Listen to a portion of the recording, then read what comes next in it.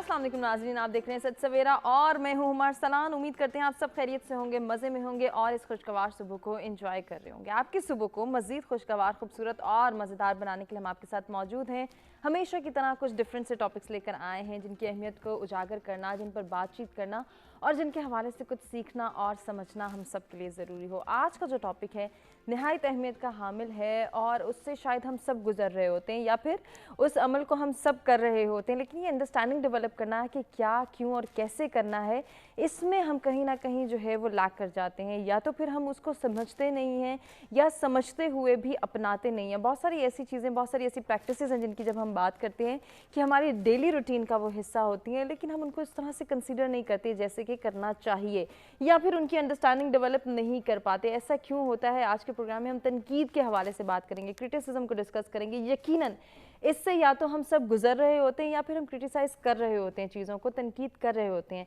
तनकीद बेसिकली है क्या? इसमें इस्लाह का पहलू अगर आता है तो फिर तनकीद बराए इस्लाह ये कितनी पॉजिटिव बात है और इसके पॉजिटिविटी को किस तरह से इन्हांस किया जा सकता है, किस तरह से प्रमोट किया जा सकता है, इस पर आज के प्रोग्राम में हम डिस्कशन करेंगे। जबकि इसी के साथ साथ जब तनकीद बराए तनकीद होती है तो फिर क्या उसके कॉन्सिक्वेंसेस होते हैं, उसमें कितने नेगेटिविटी का एलिमेंट है, उसको किस तरह से कंट्रोल करना है, किस तरह से ये अंडरस्टैंडिंग डेवलप करनी है कि अगर हम किसी की बेहतरी चाहते हैं, क्योंकि क्रिटिसाइज़ करने वाला, तनकीद करने वाला हमेशा यही मौक़िफ़ देता है, हमेशा उसका यही स्टांस होता है कि मैं तो दूसरे की इस्लाह, दूसरे की बेहतरी, दूसरे की भलाई की बात कर रहा हूँ।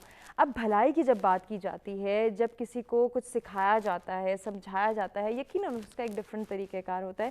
उसमें अगर तनकीद का आंसर पाया जाता है, तनकीद का एलिमेंट पाया जाता है, तो उसमें हमने ये अंडरस्टैंडिंग डेवलप करनी है कि तनकीद बराए तनकीद ना हो, तनकीद बराए इस्लाह हो। ये दोनों टर्मिनोलॉजीज़ क्या हैं, इसकी अंडरस्टैंडिंग कैसे डेवलप की जा सकती है, इसमें बड़ा थिन लाइन डिफरेंस है।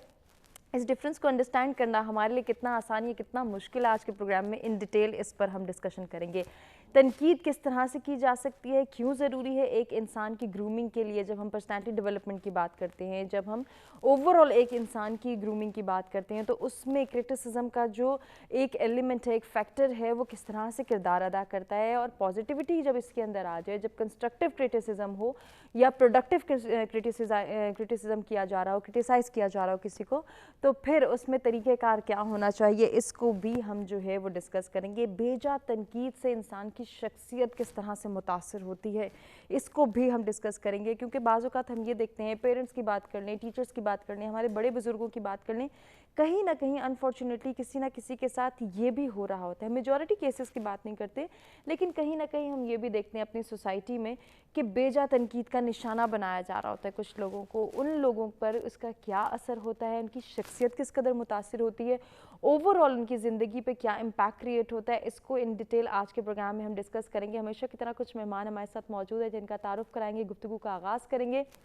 उनसे जानेंगे कि तनकीद का तरीक़ाकार क्या होना चाहिए या फिर तनकीद बराए इस्लाह का कॉन्सेप्ट हम किस तरह से समझ सकते हैं। और आपसे भी कहेंगे अगर आपके पास कोई सोल्यूशन हो, कुछ सजेशन हो, तो आप लाइव कॉल्स के ज़रिए पार्टिसिपेट कर सकते हैं, या फिर कुछ जानना चाहें हमारे मेहमानों से तो भी आप ज़रूर पार्टिसिपेट करें, लाइव कॉल्स करें। नंबर्स आपकी स्क्रीन पर मौजूद है। ओवरसीज़ पाकिस्तानी जो ये प्रोग्राम देख रहे हैं, आप भी अपना पॉइंट ऑफ व्यू हमारे साथ शेयर कर सकते हैं। नंबर्स आपकी स्क्रीन पर मौजूद हैं।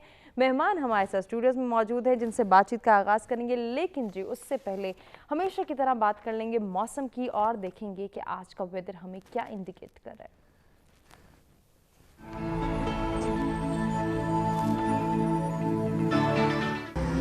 स्टार्ट लेंगे इस्लामाबाद के वेदर से। Maximum temperature 43, minimum 28 degree centigrade.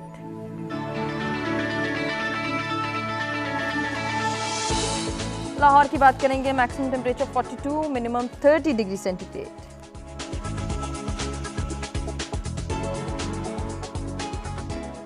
रुक करेंगे कराची का, maximum temperature 35, minimum 29 degree centigrade.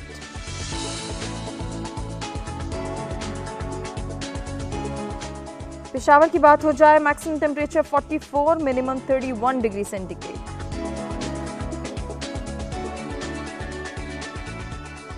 Quetta का अहवाल आपको बताएं, maximum temperature 34, minimum 18 degree centigrade. जी Gilgit Baltistan, maximum temperature 25, minimum 13 degree centigrade.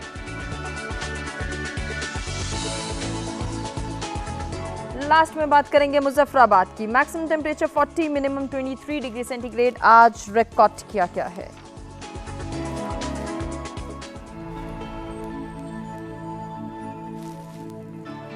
जी, मौसम की सूरत हाल आपने जानी। आज के टॉपिक के हवाले से भी हम आपको बता चुके हैं। मेहमानों का तारुफ कराते हैं और बातचीत का आगाज़ करते हैं। सबसे पहले स्टूडियोज़ में हमें ज्वाइन कर रहे हैं प्रोफेसर खालिद जावेद अनवर साहब। आप एजुकेशनिस्ट हैं, कॉर्पोरेट ट्रेनर हैं, टैलेंट कोच भी हैं। वेलकम करेंगे। अस्सलाम वालेकुम। Thank you very much. बहुत शुक्रिया आपकी तशरीफ़ आवरी का। आज की दूसरी मेहमान को भी आप सब जानते हैं, हमारे मुख्तलिफ प्रोग्राम्स में आती रहती हैं, क्लिनिकल साइकोलॉजिस्ट हैं किरण आमिर। वेलकम करेंगे। अस्सलाम वालेकुम। वालेकुम अस्सलाम। क्या हाल है किरण? खैरियत से हैं? किरण के साथ आज के जो तीसरे मेहमान हैं, फर्स्ट टाइम सच सवेरा का हिस्सा बन रहे हैं, वेलकम करेंगे। सारान अहमद हमारे साथ मौजूद हैं, मार्केटिंग एंड कम्युनिकेशन एक्सपर्ट हैं। वेलकम करेंगे। बहुत शुक्रिया सारान आपकी भी तशरीफ आवरी का। गुफ्तगू का आगाज़ करना चाहूँगी खालिद साहब आपसे। क्या कहेंगे आज का जो टॉपिक है, तनकीद बराए तनकीद नहीं बल्कि तनकीद बराए इस्लाह होनी चाहिए। ये तनकीद का जो कॉन्सेप्ट है, ज़रा इसकी डेफिनेशन तो बता दें। Thank you very much miss Huma. आज फिर आपने एक अच्छे मौजू का इंतखाब किया है। बहुत शुक्रिया। और हमारी सोसाइटी का प्रॉब्लम भी और हिस्सा भी है आजकल है। हकीकत में अगर देखा जाए तो तनकीद और तनकीद करने वाला और किसी चीज़ पे तनकीद की जाए तो वो वाला पार्ट और वो जिससे बिलोंग करती है वो वाला पार्ट। ठीक। फॉर एग्जाम्पल कि अगर आप मेरे किसी काम पे तनकीद करें तो आप तनकीद कर रहे हैं, मेरे काम पे तनकीद हो रही है, काम मेरा है। सही। ठीक है।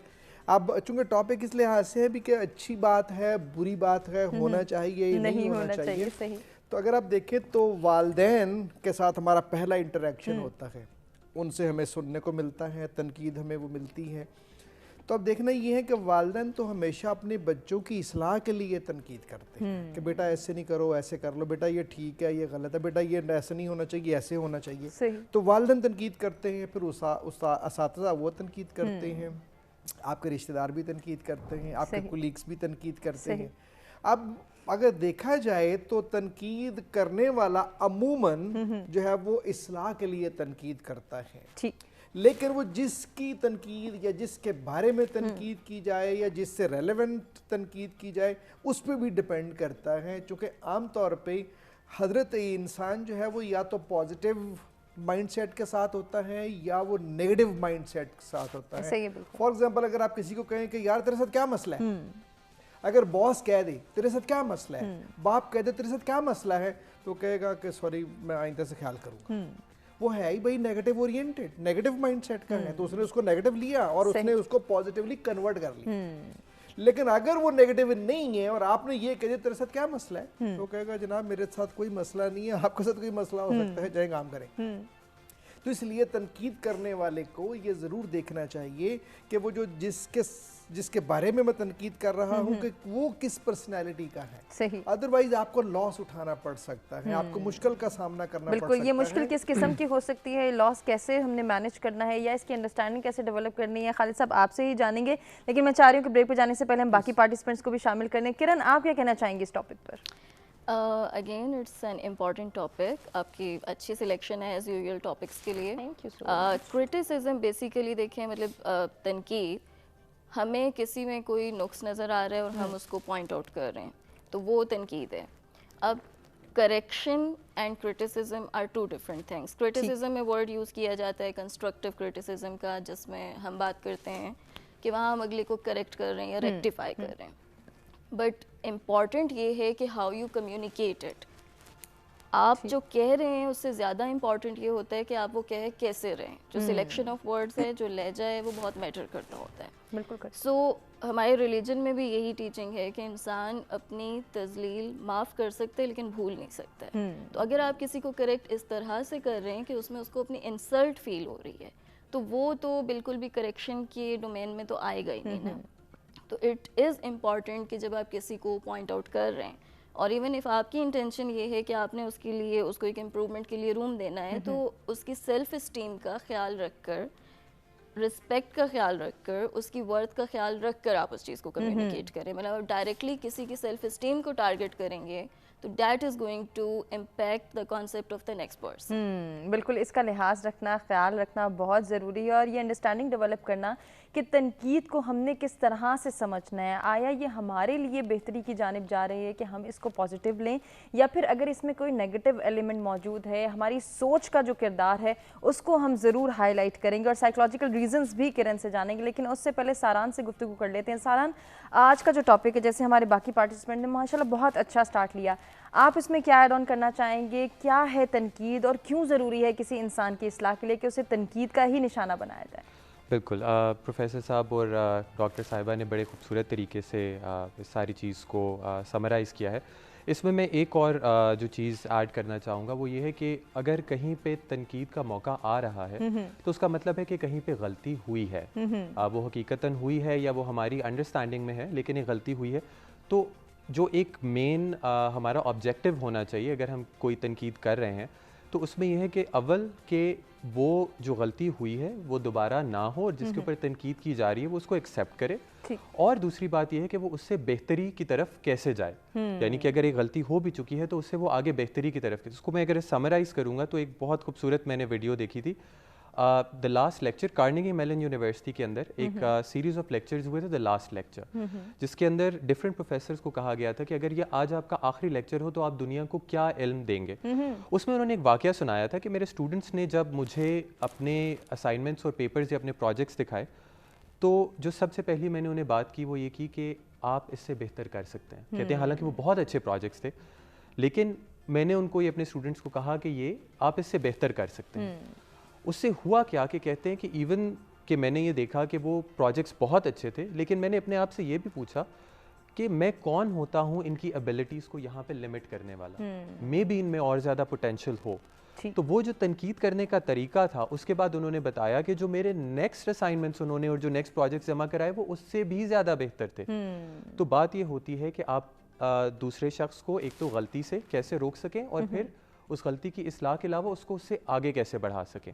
तो ये दो चीज़ें हैं जो कि अगर हम नाकिद हैं यानी हम तनकीद करने वाले हैं तो हमारी जिम्मेदारी बनती है कि हम इन दो चीज़ों पे गौर बिल्कुल। और यहाँ पे ये कॉन्सेप्ट उजागर करना भी बहुत ज़रूरी है कि बेजा तनकीद क्यों की जाती है, ऐसे लोगों को क्यों निशाना बनाया जाता है जिनको हम सोच रहे होते हैं, समझ रहे होते हैं कि आगे से बोलेंगे नहीं, कोई रिस्पांस नहीं देंगे या हमें जो है वो कोई अकाउंटेबल नहीं कर सकता, हम किसी के जवाब दे नहीं है तो हम किसी पर भी तनकीद कर सकते हैं। ऐसे लोगों के हवाले से बात करेंगे। एक ब्रेक की जानिब बढ़ें, ब्रेक से वापस आते हैं, कंटिन्यू करते हैं।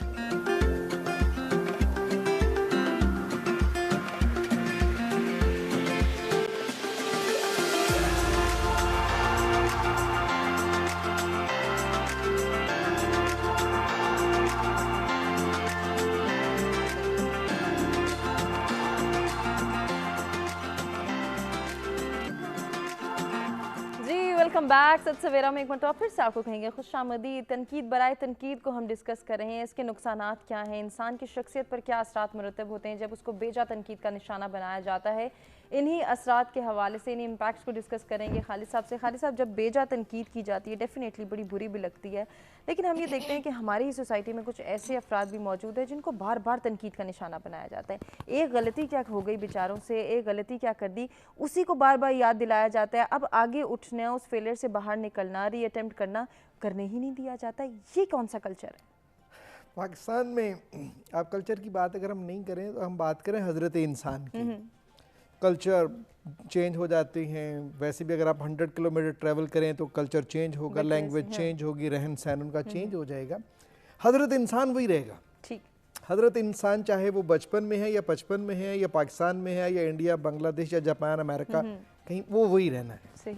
हजरत इंसान की खूबी या खसलत ये है कि वो अपने आप को दूसरों से मुमताज़ समझता है, अपने आप को गलतियों से मुबर्रा समझता है, दूसरों पे तनकीद करके दिल की तस्कीन होती है उसको। तो वो उसकी बेसिकली क्यूरियोसिटी के लिए, उसको जिला बख्शने के लिए, उसको पूरा करने के लिए वो तनकीद करता है। लेकिन जब वो अपने ऊपर मेहनत करके इस चीज़ को अंडरस्टैंड कर लेता है कि ये भी हजरत इंसान उसी मालिक की मखलूक है, तो फिर वो बेजा तनकीद नहीं करता। नंबर 1। नंबर 2, हजरत इशफाक साहब फरमाते हैं कि जो परेशानी है वो हालात से नहीं आती बल्कि वो ख्यालात से आती है। अच्छा, सही। आपका जैसा ख्याल है आप परेशान होंगे। मेरा वेट जो था वो 76 था और 6 महीने गुजर गए, चेक नहीं किया। 6 महीने के बाद एक दिन ऐसी रात को मैंने चेक किया तो वो 65 था। तो मुझे सारी रात नींद नहीं आई। मैंने कहा यार इतना मेरा वेट कम हो गया, बड़ा परेशान रहा। सुबह होने का इंतजार किया, डॉक्टर को फ़ोन किया, दोस्त थे मेरे, मैंने कहा डॉक्टर साहब ये मेरे साथ सूरत हाल, मैं सारी रात सो नहीं सका, तो मुझे बताएं ये क्या है। तो उन्होंने कहा आपकी एज क्या है, आपकी हाइट क्या है। उन्होंने पूरा कैलकुलेट करने के बाद कहा मुझे कि अब आपका वेट आपकी हाइट के मुताबिक बिल्कुल आइडियल है, नॉर्मल है। मैंने कहा जी ये अल्फाज लेके या ये सूरत हाल लेके मैं सारी रात सो नहीं सका। तो मैं समझ गया कि परेशानी हालात से नहीं है, ख्यालात से है। कभी यार इतना वजन क्यों कम हुआ। तो जैसे कोई तनकीद करता है आपके ऊपर तो फिर आपके ख्यालात होते हैं, अब मेरे नाल क्यों, मेरे साथ ही ऐसे क्यों। अगर आप उसी को पॉजिटिव लें कि मैंने दोबारा इनको मौका नहीं देना, तनकीद का मौका नहीं देना, तो हजरत इकबाल फरमा चुके हैं इसके ऊपर कि तुंदिगे बादे मुखालिफ से ना घबरा ए उकाब, ये तो चलती है तुझे ऊंचा उड़ाने के लिए। आप तनकीद करो मैं चेंज करूंगा, आप तनकीद करो मैं चेंज करूंगा, तनकीद करो मैं चेंज करूंगा, और जैसे मैं चेंज करूंगा तो मेरी परवाज ऊपर होगी। तो इसलिए तनकीद को पॉजिटिव लेना चाहिए। पॉजिटिव लेने से मतलब ये है कि आप अपनी सोच के ऊपर कंट्रोल करें। जब आप इतना, मैं शुरू में प्रॉब्लम में था, ऐसे लोग तनकीद करते थे, चूंकि मैं ट्रेनिंग सेशंस डिफरेंट लेता हूँ, तो लोग तनकीद के साथ ये अच्छा था, ये बुरा था, ये ऐसा होना चाहिए। तो जब मैं चेंज करता रहा, अपने आप को एक ग्रूम करता, इम्प्रूव करता रहा, फिर जब मुझे पता कि अब मैंने सब कुछ देख लिया है, यानी उस टॉपिक से रिलेटेड सारी स्टडीज मैंने चेक कर ली, सारे मैंने प्रोफेसर्स को, थ्योरीज को देख लिया, अब मैं जब उसको डिलीवर करता हूँ तो अगर कोई तनकीद करता हूँ तो मैं कहता हूँ हाँ ठीक है, ये आपका व्यू पॉइंट है, मुझे तो पता ना मैं ठीक काम कर रहा हूँ, मैं तो अपना 100% मैं 100% कर रहा हूँ। अगर कोई मेरे साथ ऐसा कोई इंटेलेक्चुअल बैठ के बात कर, मैं कहता हूँ जनाब ये देखो ये देखो ये देखो, मुझे पता है मैं 100% ठीक कर रहा हूँ, और ये मैं यहाँ पहुंचा कैसे, वो तनकीद से ही पहुंचा मैं। लेकिन मैंने उस तनकीद को पॉजिटिव या प्रोडक्टिव या उसको मैंने कंस्ट्रक्टिव लिया और अपने आप को चेंज किया। तो इसलिए तनकीद हमेशा बुरी नहीं होती, ये आपके ऊपर डिपेंड करता है कि आप उसको किस तरह से ले रहे हैं। लेकिन हम ये देखते हैं, जैसे आपने अपनी मिसाल दी, बड़ी अच्छी मिसाल से आपने वाज़ेह किया कि बहुत कम लोग ऐसे हैं जो उस तनकीद को किसी कंस्ट्रक्टिव वे में लेकर चलते हैं और पॉजिटिविटी के साथ उसको अपने ऊपर अप्लाई करते हैं। किरण, बाज़ दफ़ा ऐसा भी होता है कि लोग हालात से बहुत ज़्यादा दिल बर्दाश्त हो जाते हैं। किसी ने एक बात क्या कह दी, एक नक्स क्या निकाल दिया, एक जो है वो पॉइंट क्यों उठा दिया आपके ऊपर, आप तो बिल्कुल ले दे के बैठ गए, आप तो फेलियर का शिकार हो गए, आपने अपने ऊपर तारी कर लिया, हावी कर लिया, अब तो मैं कुछ कर ही नहीं सकता। ये कैसी जहनी कैफियत है? साइकोलॉजिकली मैं आपसे डिस्कस करना चाहूँगी। ऐसे अफराद जो कि छोटी सी बात को भी बर्दाश्त नहीं कर पाते या बहुत कुछ समझने लगते हैं, जैसे कि ख्यालात का जिक्र हुआ, वो ख्यालात उनके जहन पर सवार हो जाते हैं, क्या पैटर्न्स डेवलप होते हैं उनके जहन में? अच्छा देखिए हुमा, इसमें तो बेसिकली इंडिविजुअली हर इंसान का जो बैकग्राउंड है, जो उसका एनवायरनमेंट है और जो उसकी लाइफ के स्ट्रेसर्स हैं वो डिफरेंट है। इसीलिए कहा जाता है कि आपको कॉशियस रहना चाहिए। आपको नहीं पता कि अपेरेंटली जो लोग आपको बहुत खुश ठीक ठाक नज़र आ रहे हैं वो अपनी लाइफ में कैसे कैसे स्ट्रगल से गुजर रहे हैं। तो हर इंसान अपनी लाइफ में अपने बैटल्स में होता है, अपनी स्ट्रगल्स में होता है। यू कैन नेवर से कि एक बंदा अपेरेंटली बहुत खुश नज़र आ रहा है तो उसकी लाइफ में कोई स्ट्रगल नहीं होगी, अपेरेंटली बहुत सक्सेसफुल है तो उसकी लाइफ में कोई प्रॉब्लम नहीं हो सकती। तो बहुत सारे लोग हैं जो कि डेली बेसिस पर बहुत सारे चैलेंजेस से गुजर रहे होते हैं, नो मैटर व्हाट कि वो किस पोस्ट पर हैं, किस डेजिग्नेशन पर हैं। डेजिग्नेशन देखकर तो प्रॉब्लम्स नहीं आती हैं, बल्कि आप जितना ऊंचा हवाओं में उड़ते हैं ना, तूफानों का मुकाबला उतना ज़्यादा करना पड़ता है आपको। तो जितना आपका डेजिग्नेशन बड़ा है उतने चैलेंजेस आपके लिए बड़े होंगे। सो आपने ये बहुत इंपॉर्टेंट पॉइंट हाईलाइट किया है, बिकॉज जब तनकीद की जाती है और एक इंसान ऑलरेडी अपनी लाइफ में किसी नेगेटिव इवेंट से गुजर रहा है और अगर आपकी लाइफ में मुस्तकिल ही नेगेटिव इवेंट्स हैं तो आपका माइंडसेट डेफिनेटली नेगेटिव हो जाता है। आप पॉजिटिव तो इंटरप्रेट कुछ भी नहीं कर सकते हैं, तो सही बात भी गलत लग रही होती है उस वक्त में। थॉट पैटर्न्स बहुत इंपॉर्टेंट होते हैं। जो आपने पैटर्न्स की बात की, आपका जो ब्रेन है ना वो पर्टिकुलर पैटर्न्स बना लेता है, न्यूरल कनेक्शंस होते हैं आपके ब्रेन के अंदर, वो उसी के अकॉर्डिंग हर इंफॉर्मेशन को प्रोसेस करता है। तो यहाँ तक देखा गया है कि लोग ड्यू टू क्रिटिसिज्म, आप स्टूडेंट्स के एग्जांपल्स ले लें, टीनेज में या अदरवाइज भी सुसाइड तक कर लेते हैं। बिल्कुल ऐसे ही, मतलब ये एक बड़ा डायर किस्म का सिनेरियो है, बट लोग जाते हैं। वाई? क्योंकि प्राइमरीली उनकी सेल्फ इस्टीम टारगेट हो जाती है। इंसान बाय डिफ़ॉल्ट उसकी नेचर में है कि वो रिजेक्शन को हैंडल नहीं कर सकता, एक्सेप्ट नहीं कर सकता, कोई भी नहीं कर सकता है। वहाँ पर आकर आपकी आइडेंटिटी पर क्वेश्चन मार्क लग जाता है। तो अगर आप किसी की आइडेंटिटी पर डायरेक्टली क्वेश्चन मार्क लगाएंगे और ऑलरेडी उसे अपनी लाइफ में कोई मीनिंग मिल नहीं रहा है, नज़र नहीं आ रहा है कि मुझे करना क्या चाहिए, मेरा गोल क्या है, मेरा पर्पस क्या है, तो वो डेफिनेटली उस टाइम में उस चैलेंज को हैंडल नहीं कर सकेगा। और इन्वायरमेंट में तो कोई भी स्ट्रेसर कभी भी आ सकता है। आप इंसान का बिहेवियर कंट्रोल किया जा सकता है, एनवायरनमेंट को तो आप कंट्रोल नहीं कर सकते हैं। आप कभी ऐसा नहीं कर सकते कि एनवायरनमेंट में से स्ट्रेसर्स को हटा दिया जाए। तो ऐसे लोगों को मोस्टली, जो लोग ऐसी सिचुएशन में जाकर मतलब एक डिज़ास्टर का शिकार होते हैं, उनके पास सपोर्ट नहीं होती है, सपोर्ट सिस्टम उनका बहुत वीक होता है। सही। हम जब अपनी थेरेपीज़ में या काउंसलिंग सेशंस में भी इस चीज़ को बहुत प्रमोट करते होते हैं कि फैमिली सपोर्ट या अदरवाइज़ जो भी उस इंसान का पर्टिकुलर नेटवर्क है, वर्क प्लेस पर हो, अदरवाइज़ हो, जहाँ पर भी हो, उसको इनकलकेट करना बहुत इम्पॉर्टेंट होता है। और एक और बहुत इम्पॉर्टेंट पॉइंट है, गलती करने से डरना नहीं चाहिए। हमारी सोसाइटी में बच्चा छोटा सा होता है, उसको अभी कल आई हैड अ केस, और वो बच्चा था, ही इज़ 12 years old, उसको रोना आ जाता है बात बात पर। अब उसकी कोपिंग ऐसी है, उसने अपने एनवायरनमेंट से जो लर्न किया वो यही किया, बहुत स्ट्रेसर्स थे उसकी लाइफ में। तो उसकी जो वर्ड्स थे उस बच्चे के डायरेक्टली वो ये थे कि पीपल डू हेट मी, वो मुझे कहते कि तुम लड़की बन गए हो। तो मतलब जब आप मर्द को रोने की परमिशन क्यों नहीं दी जाती है, मुझे ये बात समझ नहीं आती है। मतलब अगर मर्द के भी सेंटिमेंट्स होते हैं, इमोशंस होते हैं, अगर औरत रो सकती है तो मर्द भी रो सकता है। यहाँ पे भी जो तनकीद की जाती है शायद वो इसलिए की जाती है कि मर्द को स्ट्रांग बनना है, आप रो नहीं, आप अपने दर्द का इजहार नहीं करो। बहुत सारे ऐसे पर्सपेक्टिव्स हैं जिनको यकीनन डिस्कस करना और उनको कंट्रोल करना हम सब की जिम्मेदारी है। इसी को कंटिन्यू करेंगे, डिस्कशन को आगे बढ़ाएंगे, किरण से ही बात करेंगे। एक ब्रेक की जानिब हम बढ़ना है, ब्रेक से वापस आते कंटिन्यू करते हैं।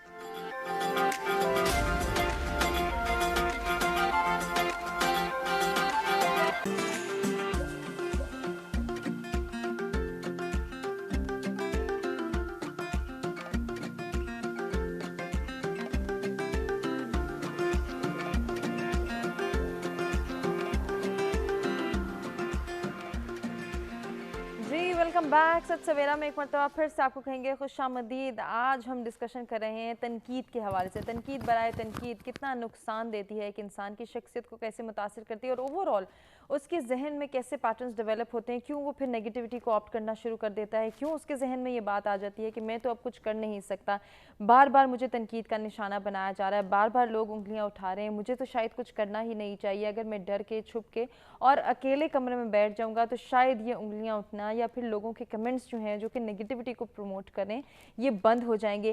किरण, क्या ऐसा सोचना दुरुस्त है कि मैं अकेले अलग थलग बैठ जाऊं, किसी से कोई राब्ता ना करूं, कोई इंटरेक्शन नहीं होगा तो शायद नेगेटिव कमेंट्स नहीं आएंगे, नेगेटिविटी प्रमोट नहीं होगी और मेरा जहन पुरसकून हो जाएगा, ये दुरुस्त है? नहीं, ऐसा कभी नहीं होता, बल्कि अकेले बैठने से तो नेगेटिविटी बढ़ती है। एनर्जी को डिसिपेट करना होता है। पानी भी अगर एक जगह खड़ा रहता है ना तो बदबू वो भी देने लग जाता है।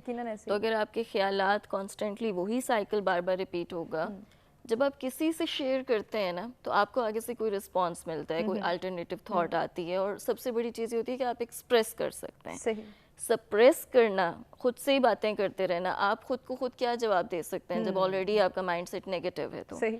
तो उसमें तो नेगेटिविटी बढ़ेगी, उससे तो कोई भी बेनिफिट नहीं होने वाला है। लेकिन लोग अवॉइड इसलिए करते हैं क्योंकि उनको इतनी इंसल्ट फील होती है कि वो बेहतर फील करते हैं कि हम किसी को फेस ही ना करें। एक एस्केप स्ट्रेटजी होती है। सही। और ये बाय डिफ़ॉल्ट हर इंसान में होती है। तो अकेले रहना मसाइल को बढ़ाता है। अगर ऐसा होता है तो अल्लाह ताला हमें अकेले ही तख्लीक करते हैं ना, हमें ज़रूरत नहीं होनी चाहिए थी किसी और की, रिलेशनशिप्स की। बिल्कुल ऐसे। आपके रिलेशनशिप्स होते ही इसलिए हैं कि जहां आप गिर रहे हैं वो वहां से नेक्स्ट लेवल पर आपको लेकर जाएं। एट टाइम्स किसी भी इंसान की कैपेसिटी ख़त्म हो सकती है, इट इज़ पॉसिबल। आपको दूसरों को इतना अलाउ करना चाहिए कि आप लो फील कर सकते हैं, आप किसी जगह पे स्टक हो सकते हैं। लाइफ में थोड़ी थोड़ी ब्रेक्स आ जाती हैं। ब्रेक्स का मतलब ये नहीं है कि वो फाइनल फुल स्टॉप लग गया और वहाँ से आगे आप जा नहीं सकते हैं। तो रिलेशनशिप्स के साथ होना बहुत इंपॉर्टेंट होता है और एक्सप्रेस करना बहुत इंपॉर्टेंट होता है। अकेले तो सिर्फ हैवान रह सकते हैं या फरिश्ते रह सकते हैं, इंसान नहीं रह सकते। बिल्कुल, ये आपने बड़ी अच्छी बात की कि रिलेशनशिप्स में रहना भी ज़रूरी है और इनको स्ट्रेंथन करना भी हम सबकी जिम्मेदारी है। लेकिन सारान, अनफॉर्चुनेटली हम ये देखते हैं जब हम अपने कल्चर की बात करते हैं, स्पेशली मैं इस खित्ते को बार बार इसीलिए डिस्कस करना चाह रही हूँ कि हम ये देखते हैं कि वेस्ट में सबको अपनी अपनी पड़ी हुई है, किसी को किसी की इतनी परवाह नहीं है जितनी यहाँ पे। कौन क्या कर रहा है, क्यों कर रहा है, कैसे कर रहा है, इसने ये कर दिया तो पता नहीं क्या हो जाएगा, मैं ये कर लूँगा तो पता नहीं लोग क्या कहेंगे। बहुत सारी ऐसी चीज़ें जो कि हमारी एक दूसरे से एसोसिएशन डेवलप करती हैं। अब इसी में रिलेशनशिप को जब हम डिस्कस करते हैं तो हम ये देखते हैं कि हमारे रिश्ते नाते, हमारे ताल्लुकात सबसे ज़्यादा हम पे उंगली उठाते हैं, सबसे ज़्यादा हमें क्रिटिसाइज़ करते हैं। कहीं ना कहीं वो ये सोच रहे होते हैं कि हम शायद ये उंगली उठाएंगे, इसको ये मशवरा देंगे या यहाँ पे तनकीद करेंगे तो शायद ये कुछ बन जाएगा। जबकि जिस पर तनकीद की जा रही होती है या जिस हवाले से तनकीद की जा रही होती है वो तो उथल पुथल का शिकार है। उसके जहन में तो पता नहीं कितने स्कैटर्ड ख्यालात हैं जिनको वो कभी जोड़ ही नहीं सकता, क्योंकि उसे ये डर होता है कि अगर मैंने किसी से शेयर किया, किसी के सामने अपना आप दिखाया या अपनी बात बोली तो पता नहीं मुझे और कितनी बातें सुननी पड़ेंगी। ये जो दूसरों से बातें सुनना, दूसरों के नेगेटिव कमेंट्स को इतना हावी कर लेना, यकीनन हम सब इससे गुजर के आए हैं। अब इसमें एक इंसान ग्रूम किस तरह से हो सकता है और फिर वो अपने आप को लेट डाउन क्यों कर देता है, मैं चाहूँगी थोड़ी सी जो है वो आप भी कॉजेज़ दिखा दें हमें। बिल्कुल, तनकीद के ना मेरे मुताबिक 3 सोर्सेज होते हैं, 3 जगह से आपकी तनकीद आती है। या तनकीद कभी हम कर रहे होते हैं या कभी हमारे पे हो रही होती है। लेकिन एक और चीज़ जिस पे मैं अभी आगे इसी हवाले से बात करूँगा वो भी है सेल्फ क्रिटिसिज्म, कि हम खुद पे जो तनकीद करते हैं। तो पहले हम बात करते हैं कि अगर कोई हमारे पे तनकीद कर रहा है, यानी कि हम तनकीद का हदफ हैं, तो उसको हम कैसे हैंडल कर सकते हैं। देखिए, इंसान की अपनी इस्लाह जो होती है, जो वो इंसान जो समझ ले कि मैं बिल्कुल ठीक हूँ, वो कभी आगे नहीं बढ़ सकता। तनकीद एक बहुत ज़रूरी अमल है जो हमें बताता है कि कहाँ पे हर तरह से हम चीज़ को हर एंगल से नहीं देख सकते। और ये एक बहुत अच्छी चीज़ होती है, लेकिन वही बात है कि अगर पॉजिटिव तरीके से हो। तो जो अभी आपने पहले बात की कि घर वाले और ये बात सारी करते हैं, क्रिटिसिज्म आता है, नेगेटिविटी क्रिएट होती है, तो सबसे पहली तो ये बात है कि हमें इस चीज़ का अंदाज़ा लगाना होता है कि जो शख्स हमारे पे तनकीद कर रहा है, क्या वो शख्स वाकई में इस काबिल है कि उसकी तनकीद को सुना जाए, उसके ऊपर रद्द अमल दिया जाए। मे बी कोई एक ऐसा शख्स हो जो कि तनकीद तो कर रहा हो, लेकिन ना उसका इल्म हो उसके बारे में, ना उसका एक्सपीरियंस हो, और वो may be out of frustration, out of jealousy. कितनी दफ़ा ऐसे भी होता है कि हम दफ्तर में देखते हैं कि हमारे कलीग्स या इवन हमारे बॉसेस जो हैं, अगर वो थ्रेटेंड फील करते हैं कि ये इसकी तरक्की हो रही है, ये शायद हमारे से ज़्यादा आगे हो, तो वो बेजा तनकीद का निशाना बनाते हैं। तो हमें असेस करना होता है कि अगर हम तनकीद का हदफ हैं तो उसकी वैलिडिटी क्या है, क्या हमें उससे अपने हवास पे सवार करना चाहिए या क्या हमें उससे कंसिडर करके कोई एक्शन लेना चाहिए या नहीं। अव्वल तो ये बात होगी। तो उसमें ये 2-3 पॉइंट्स हैं जो हमें कंसिडर करने चाहिए। अब बात आ जाती है कि अगर हम तनकीद कर रहे हैं, अगर हम नाकिद हैं, तो उस हवाले से हमारी क्या जिम्मेदारियां हैं, हमें कैसे करना चाहिए। अव्वल तो ये बात है कि अगर किसी से गलती हुई है, जैसे मैंने पहले भी कहा, तो एक वो शख्स जो है वो वल्नरेबल स्टेट में होता है। वहाँ पे हमें ये देखना होता है कि नंबर 1, जिस तरह डॉक्टर साहिबा ने भी कहा था, क्या हमारा लहजा, जिस तरीके से हम बात कर रहे हैं वो। दूसरी बात यह है कि वो मौका क्या है। अगर एक बंदा ऑलरेडी ही लेट डाउन है तो हम उसको और तनकीद नेगेटिव तरीके से करें तो वो उसके लिए मसला बनेगी और उसको इस्लाह की तरफ या एक सेल्फ कॉन्फिडेंस या उस गलती को दोबारा दोहराने से रोक नहीं पाएगी। दूसरी बात ये आ जाती है कि हमने इस्लाह अगर की भी है तो उसमें सलूशन दें। सही बात ये होती है कि सिर्फ ये कहना कि तुमने ये गलत किया है, ये ठीक चीज़ नहीं है।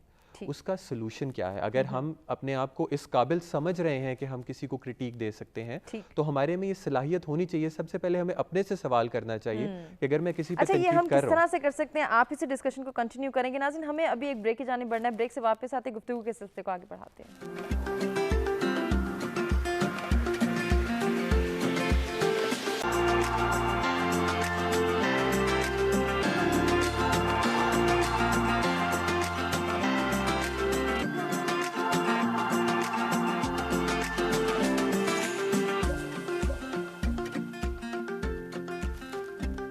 Welcome back. सच सवेरा में एक मरतबा फिर से हम आपको कहेंगे खुशामदीद। इंटरेस्टिंग गुफ्तगू का सिलसिला जारी है जिसमें तनकीद को डिस्कस किया जा रहा है। तनकीद बराए तनकीद, ये कॉन्सेप्ट क्या है, किस तरह से एक इंसान की शख्सियत को मुतासिर करता है, ओवरऑल परफॉर्मेंस पे किस तरह से इम्पैक्ट क्रिएट करता है, इसको हमने कैसे कंट्रोल करना है, तनकीद बराए इस्लाह के कॉन्सेप्ट को कैसे उजागर करना है, इसके हवाले से अंडरस्टैंडिंग डेवलप करना है। यकीनन हम सब की रिस्पॉन्सिबिलिटी है कि हम ये जान सकें, ये बात दूसरों तक पहुँचा सकें, अपने इर्द गिर्द के लोगों में ये अंडरस्टैंडिंग डेवलप कर सकें कि कैसे तनकीद बराए इस्लाह के कॉन्सेप्ट को उजागर करना है और इसका तरीक़ेकार क्या होगा बेसिकली। क्योंकि कहीं ना कहीं जो लोग तनकीद कर रहे होते हैं उनके पर्सपेक्टिव को अगर देखा जाए या उनके हवाले से बात की जाए, उनको देखा जाए, उनके स्टांस की बात की जाए, तो वो यही कहते हैं कि हम दूसरों की भलाई चाहते हैं, हम दूसरों की इम्प्रूवमेंट की बात करते हैं, इसलिए हम क्रिटिसाइज़ करते हैं, इसीलिए हम उनको तनकीद का निशाना बनाते हैं। लेकिन बेजा तनकीद भी की जाती है। हम अपने माशरे की जब बात करते हैं तो यकीनन कहीं ना कहीं हम ये देखते हैं कि दूसरों पर उंगली उठाना, दूसरों को बेजा मशवरे देना, बेजा कमेंट करना, ये भी हमारा एक अलमिया बनता जा रहा है कि हमारी सोसाइटी में ये चीज़ बहुत तेज़ी से डेवलप हो रही है। हमारा काम है तनकीद करना या नहीं है, हम एक काम में एक्सपर्ट हैं नहीं हैं, लेकिन हमने आवाज़ उठानी है, हमने उंगली उठानी है, हमने दूसरे को रोकना भी है, टोकना भी है। ऐसा हम क्यों करते हैं? या आदतन करते हैं, फितरतन करते हैं, या फिर वही बात है कि एक चीज़ ट्रेंड में है कि सब बोल रहे हैं तो चलो मैं भी बोल लेता हूँ, शायद इससे मेरा बोलबाला हो जाएगा। इस चीज़ को हम डिस्कस करेंगे अपने तीनों मेहमानों से। हमारे साथ स्टूडियोज़ में जो मेहमान मौजूद हैं, खालिद जावेद अनवर साहब हैं, किरण आमिर और सारान अहमद हैं, जिनसे डिस्कशन के सिलसिले को आगे बढ़ाएंगे। ब्रेक पे जाने से पहले सारान से बात कर रहे थे, उन्हीं से गुजारिश करेंगे कि एक तो वो अपनी बात मुकम्मल करें, साथ ही साथ सारान, ये जिस जानिब मैंने इशारा किया है कि सब बोल रहे हैं, सब एक इंसान पर उंगली उठा रहे हैं, अगर मैंने ना बोला तो शायद समझेंगे कमतर हूँ या मुझे कुछ पता नहीं है, मेरा इतना नॉलेज नहीं है, तो चलो मैं भी दो अल्फाज बोल देता हूँ। ये कॉन्सेप्ट हमें किस तरफ लेके जा रहा है? बिल्कुल। सो मैं पहले जो हम बात कर रहे थे उसको कंटिन्यू करूँगा before we come to this. तो बात हो रही थी कि अगर हम तनकीद कर रहे हैं किसी पे, हम नाकिद हैं, तो उस सिचुएशन में हमारी क्या ज़िम्मेदारियां हैं, या हम किस तरह से कर सकते हैं कि एक पॉजिटिविटी की तरफ जिसके ऊपर तनकीद हो रही है वो जाया जाए। एक स्ट्रैटेजी डिस्कस होती है क्रिटिसिज्म के लिए जिसको कहते हैं द सैंडविच स्ट्रैटेजी। उसका जो एक बड़ा आसान सा तरीका है वो ये है कि जब आप किसी पे तनकीद कर रहे हैं तो पहले कोई पॉजिटिव चीज़ का जिक्र कीजिए, बीच में तनकीद कीजिए, और फिर उसका क्लोजर भी एक पॉजिटिव चीज़ से कीजिए। अच्छा। कि कोई भी अगर सिचुएशन है जहाँ पे किसी की गलती हुई है तो मे बी उसकी पर्सनालिटी के हिसाब से आप एक अच्छी बात करके कि यार पिछली दफ़ा जब तुमने ये किया था तो बहुत अच्छा किया और बहुत ज़बरदस्त हुआ, लेकिन ये वाली जो चीज़ थी मे बी हम इसको अगर इस तरह करके देखें तो क्या ख्याल है, अच्छा हो सकता है। और फिर हाँ ये है कि वो जो दूसरी वाली बात थी वो बड़ी अच्छी, और इस तरह उसमें होता क्या है कि एक तो एक्सेप्टेंस उसकी, अगर हमारी नीयत है कि वाकई में ये चीज़ अच्छी हो और वो एक्सेप्टेंस आए दूसरे शख्स की तरफ से, तो उसमें ये एक्सेप्टेंस का लेवल बढ़ जाता है और फिर वो चीज़ होती है पॉजिटिविटी की तरफ जाती है। दूसरी बात ये है कि नेक नीति जो है वो बहुत अच्छी होती है। एक और चीज़ जो कही जाती है कि जब हम क्रिटिसिज्म किसी के ऊपर करें तो हम उस शख्स के ऊपर फोकस ना करें, उस वाक़े के ऊपर फोकस करें कि जो चीज़ हो रही है, ये ना कहा जाए कि तुम गलत हो, तुमने ये चीज़ गलत की है, बल्कि कहा जाए कि यार देखो ये हुआ तो इससे हो गया और मे बी इस सिचुएशन को इस तरह से मोल्ड किया जाए ताकि बेहतर हो जाए।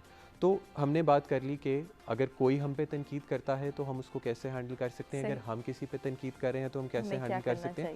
आखिरी चीज़ जो मेरे मुताबिक बहुत ज़्यादा ज़रूरी है डिस्कस करना, वो है सेल्फ क्रिटिसिज्म। आजकल के हालात में जो भी सारी हमारी डिस्कशन हुई और हमने उसमें बात की, और आई थिंक डॉक्टर साहिबा का इस पे काफ़ी ज़्यादा जो है वो सॉलिड और बेहतर स्ट्रॉन्ग फीडबैक होगा या उसका रिस्पॉन्स होगा कि जब हम सेल्फ क्रिटिसिज्म करते हैं आजकल के हालात के अंदर, क्योंकि नेगेटिविटी जनरली काफ़ी बढ़ गई है, and it's not only because of the prevailing situation जो हमारे इर्द गिर्द के हालात कोविड की वजह से बन चुके हैं, बल्कि स्ट्रेस लेवल्स जनरली बहुत ज़्यादा इंक्रीज़ हो चुके हैं क्योंकि लाइफ हमारी बहुत ज़्यादा फास्ट पेस चलना शुरू हो गई, कंपटीशन बहुत है। लेकिन जो बात मैंने पहले की थी कि इंसान तरक्की तभी कर सकता है जब वो अपने अंदर खामियां आइडेंटिफाई करके उनके ऊपर जो है काम करे, और हमारी खामियों को सबसे ज़्यादा बेहतर हम ही ठीक कर सकते हैं, कोई और नहीं कर सकता। ऐसे ही है बिल्कुल। तो इसमें ज़रूरी है कि जब हम सेल्फ क्रिटिसिज्म करें तो जो कि अंग्रेज़ी में एक टर्म यूज़ किया जाता है कि cut yourself some slack, थोड़ा सा अपने आप को रिलैक्स करके, कितनी गलती हर किसी से होती है, इंसान यकीनन गलतियों का पुतला है, लेकिन गलती को अपने ऊपर सवार ना करें। और यही जो चीज़ें हमने डिस्कस की कि अगर गलती हुई है तो उसका हल क्या हो सकता है, मशवरा करें, पॉजिटिव लोगों से मशवरा करें जो कि आपको पॉजिटिविटी की तरफ लेके जाए, और उससे अपने आप को, अपनी इज्जत नफ्स को मजरू ना होने दें खुद को बार बार क्रिटिसाइज करके। सही। गलती करना हमारा हक है, अल्लाह पाक ने हमें बनाया ही ऐसे है, तो खुद को इसमें डुबो ना दें। सही, गलती पे गलती ना करें, बल्कि गलतियों से जो है कोई सबक सीखना ज़रूर हमारे लिए, ये हमारी रिस्पॉन्सिबिलिटी है कि हम ये देखें कि हम अपनी गलतियों से कैसे सीख सकते हैं। खालिद साहब, एक और जानिब में इशारा करना चाहूँगी, जब तनकीद के हवाले से बात होती है तो मेरे जहन में एक सवाल आ रहा था कि हम ये देखते हैं, जब हम अपनी सोसाइटी की बात करते हैं, एक घर की बात करते हैं, एक घर में जो बड़े हैं सब अथॉरिटी उनके पास है, घर का बड़ा भाई है, घर का वालिद है, वालिदा है, घर का जो छोटा है उसका काम सिर्फ सुनना है। जो हम देखते हैं हमारी सोसाइटी में हो रहा है उस पर उंगलियां भी उठाई जा रही हैं, उसको बनाने की खातिर, उसको सही राह दिखाने की खातिर, उसकी रहनुमाई करने की खातिर, उसकी बेहतरीन तरबियत करने की खातिर सिर्फ आवाज़ उठाई जा रही है, उस पर सिर्फ उंगलियां उठाई जा रही है, सिर्फ उसको मशवरे दिए जा रहे हैं, उस पर लान तान की जा रही है, ये नहीं ठीक किया, इस तरह के ग्रेड्स लाते, बड़े भाई को देखो वो कितना कामयाब है, फलां को देखो, इसको देखो, उसको देखो, हर वक्त वो यही सुन रहे हैं। कभी उससे बैठ के किसी ने ये नहीं कहा कि तुम किस जाविये से सोच रहे हो, तुम्हारी ओपिनियन क्या है, कोई सजेशन हमें इस मैटर में दे दो, हम यहाँ फंसे में, ये तो छोटे का काम ही नहीं है, ये तो सिर्फ घर के बड़ों का काम है। ये जो हम डिफरेंस देखते हैं हमारी तरबियत में, और फिर वही जब छोटा बड़ा होता है तो वो अपने डिसीजंस लेने काबिल ही नहीं होता, क्योंकि हमने कभी उसको ये अथॉरिटी दी ही नहीं है, हमने तो शिफ्ट शफलिंग देखी ही नहीं है, हमने तो सिर्फ ये देखा कि बड़ों ने फैसला किया और हमने माना। अब उस घर के छोटे का क्या कसूर है कि उसके अंदर ना कॉन्फिडेंस लेवल बूस्टअप हुआ, ना उसने गिर के उठना सीखा, और उसने तो सिर्फ तनकीद ही सुनी है। जी, मैं ढूंढ रहा हूँ कि इसमें सवाल आपका क्या है, कमेंट है, चलो ओके कमेंट की बात करते हैं। मैं बड़ा अहम था, मैं बड़ा अहम था, बस यही वहम था, मैं इतना अहम नहीं हूँ। जब वक्त गुजरता तो फिर आदमी को अंदाज़ा होता है कि भाई आप इतने अहम नहीं हो, आपसे पहले बड़े अहम आए और चले गए। आपने जिस पॉइंट की तरफ इशारा किया ये प्रॉब्लम है, अब उसके हम रीज़न की बात करें या सोल्यूशन की बात करें, प्रॉब्लम तो है कि हम बच्चों को या उन छोटों को इतना वेटेज नहीं देते या कमतर समझते हैं, या हम खुद को बड़ा समझते हैं, उनको कुछ नहीं समझते, दोनों सूरतें हाल हो सकती हैं। तो उसके नेगेटिव आउटकम्स तो होते हैं, उसकी पर्सनैलिटी, शख्सियत मुतासर होती है इस बात के ऊपर भी, ये मुझे ही क्यों, या मेरे ऊपर ही तनकीद क्यों, मेरा अपना बच्चा वैसे कर, मेरे नाल ही क्यों जनाब, मेरे साथ ही ऐसा क्यों। जब तक आप किसी को मौका नहीं देते बोलने का, जब तक आप किसी को मौका नहीं देते डिसीजंस के अंदर इन्वॉल्व होने का, उतनी देर तक वो कॉन्फिडेंट नहीं हो सकता। आपको अपनी जिम्मेदारी या अपने हिस्से का दिया जलाना चाहिए, आपने यहाँ बैठे नहीं रहना, आप अपने हिस्से का काम करके उसको मौका देके, उसकी शख्सियत को प्रमोट करके, उसके कॉन्फिडेंस को बूस्ट करके आप उस सोसाइटी का एक हिस्सा बना सकते हैं। बिल्कुल बना सकते हैं। अब करना क्या है, आप इसे कंटिन्यू करेंगे। इम्तियाज हमारे रेगुलर कॉलर हमारे साथ मौजूद हैं कराची से। जी अस्सलाम वालेकुम इम्तियाज। बहुत शुक्रिया। और मेरी गुफ्तगू का भी कभी कमेंट आप जरूर दिया करें। जी जी जरूर। मैं पागलों की तरह बोलता रहता हूँ। अरे नहीं, आप बहुत अच्छे से पार्टिसिपेट करते हैं, बड़े पॉजिटिव सजेशंस देते हैं। मैंने देखिए किसी शख्स ने एक ब्लैक बोर्ड के ऊपर जी जी एक लाइन मारी हुई थी चाक के साथ। तो दो शख्स को बुलाया गया, एक शख्स को बुलाया गया इससे छोटी लकीर बनाओ। तो एक शख्स आया, उसने पैरेलल उसके एक छोटी लकीर उससे बना दी। सही। और दूसरा बंदा आया जो बड़ी लकीर थी उसको उसने मिटा दिया। तो ये है तनकीद, और इस तरह के जो लोग होते हैं गलत तरीके से तनकीद करते हैं, किसी को क्रिटिसिज्म करते हैं, वो असल में इंसान के दोस्त नहीं तो दुश्मन होते हैं। क्योंकि सही बात भी अगर गलत तरीके से की जाए तो झगड़े और फसाद का बाइस बनती है। एक अल्लाह के बुजुर्ग वजू फरमा रहे थे, तो दूसरा शख्स गलत तरीके से कर रहा था। तो अल्लाह के जो नेक बुजुर्ग करने लगा, बेटा देखो मैं वजू करता हूँ, इसमें कोई खामी तो नहीं। यानी कि वो चाह रहे थे कि अगर इस्लाम इस तरीके से हो। एक मजमे में जब बुजुर्ग ने पूछा किसी शख्स से कि क्या तुम्हारा रोजा है, तो उसने अपना वो जेब मिटाने के लिए झूठ बोला। तो बुजुर्ग ने फरमाया कि इसका गुनाह बाद में आपके सर पड़ेगा। तो हर चीज का तरीकाकार होता है, और हमारे माशरे में एक लाठी से सबको नहीं हटा जा सकता।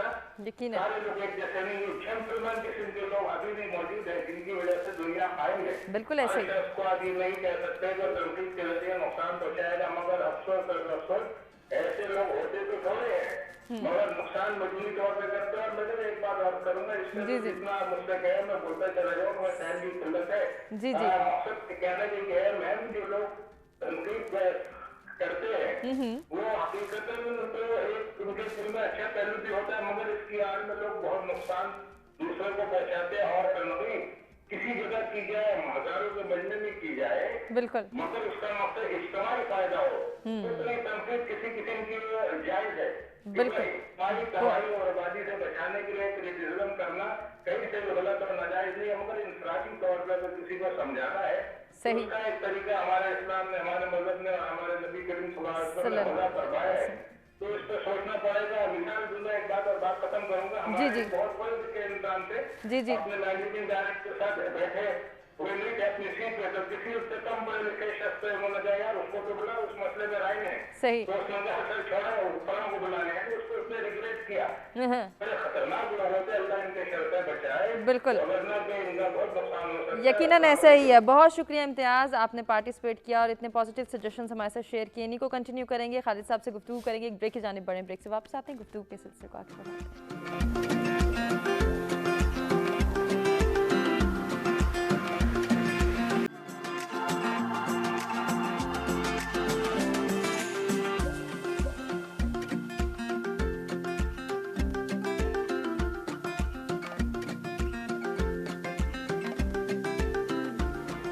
Welcome back. सच सवेरा में एक मरतबा फिर से आपको कहेंगे खुशामदीद। तनकीद बराए तनकीद या तनकीद बराए इस्लाह, इसको कैसे समझना है, इसके डिफरेंस को कैसे जानना है। और फिर जैसे हम बात करते ब्रेक पे जाने से पहले कि घर के छोटों को अपने फ़ैसलों में शामिल करना बहुत ज़रूरी है। जब हम उनका कॉन्फिडेंस लेवल बूस्ट अप करने की बात करते हैं, बेजा तनकीद का निशाना उन्हें बनाना जायज़ नहीं है। इसी पर खालिद साहब का पॉइंट ऑफ व्यू ले रहे थे हम ब्रेक पे जाने से पहले, उसी को कंटिन्यू करते हैं। आपसे गुजारिश करेंगे कि आप अपनी बात मुकम्मल करें। मैं गुजारिश ये करूँगा मिस हुमा कि जब आप किसी को तनकीद कर रहे हैं या आजकल वैसी मुआशरे का हिस्सा है तो हम बेजा तनकीद बहुत करते हैं।